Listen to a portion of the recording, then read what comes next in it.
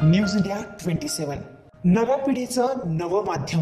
गद्दी चोर वोट चोर, गद्दी चोर वोट चोर, गद्दी चोर वोट चोर, गद्दी चोर वोट चोर, गद्दी चोर वोट चोर, गद्दी चोर वोट चोर, गद्दी चोर। महाराष्ट्र नवनिर्माण सेनेचा जय हो, महाराष्ट्र नवनिर्माण सेनेचा जय हो। राज साहेब आगे बढ़ो, हम तुम्हारे साथ हैं। राज साहेब आगे बढ़ो, हम तुम्हारे। महाराष्ट्र निर्माण सेनेचा जय हो। अरे वोट चोर, गद्दी चोर, वोट चोर, गद्दी चोर, वोट चोर, गद्दी चोर, वोट चोर, गद्दी चोर, वोट चोर, गद्दी चोर, वोट चोर, गद्दी चोर, वोट चोर, गद्दी चोर, वोट चोर, गद्दी चोर, गद्दी चोर। अरे चोरीच्या मतावर निवडून आलेल्या माहिती सरकारचा धिक्कार असो। अरे चोरीच्या मतदानावर नरेंद्र मोदी निवडून आलेल्या पंतप्रधानाचा धिक्कार असो।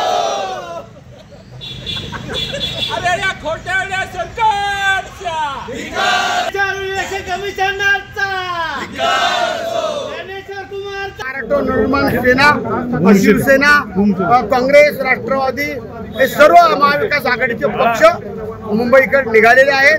जी मतं चोरी केलेली आहे, जी 96 लाख मतं वाढवली आहे, ते कमी करण्यासाठी निवडणूक आयोगाला रकान्यावर आणण्यासाठी, भारतीय जनता पार्टीला धडा शिकवण्यासाठी की तुम्ही मतं चोरी करून निवडून येतात आलेले आहात, पुढे तुम्हाला यायचं आहे, ते थांबवण्यासाठी खरा हा मोर्चा आहे। मोर्चाला तुम्ही निघाला आहात, मोर्चा तरी होणारच आहे, पण स्थानिक पातळीवरती सुद्धा लक्ष द्या अशा पद्धतीचे आदेश राज ठाकरेंनी दिलेला आहे। स्थानिक पातळीवरती काय करणार आपण?